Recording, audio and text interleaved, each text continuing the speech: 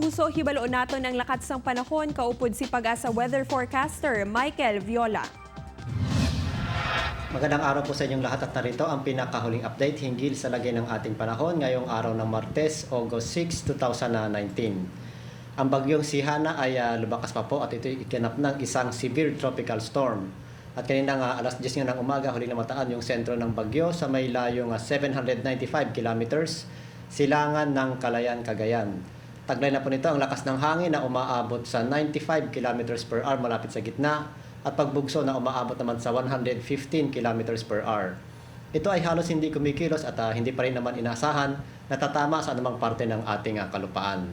Samantala ang southwest monsoon o habagat na pinapalakas nga nitong nasabing bagyo ang patuloy pa rin na nakakaapekto sa may Luzon at maging sa Kabisayaan. At dahil nga po sa direktang epekto ng habagat o southwest monsoon, ang buong Western Visayas ay makakaranas pa rin ng maulap na kalangitan na may katamtaman hanggang sa malakas na pag-ulan. Katamtaman hanggang sa malakas na hangin na nanggagaling sa Timog Kanluran ang iiral dito sa atin at yung ating mga bibayang dagat ay magiging maalon hanggang sa napakaalon.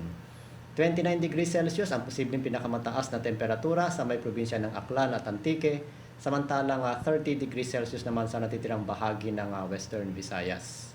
Ang araw ay lulubog ng alas 6:12 ng hapon at muli itong sisikat bukas ng alas 5:39 ng umaga. At mula po dito sa Pag-asa Iloilo Station, Michael Viola, magandang hapon po.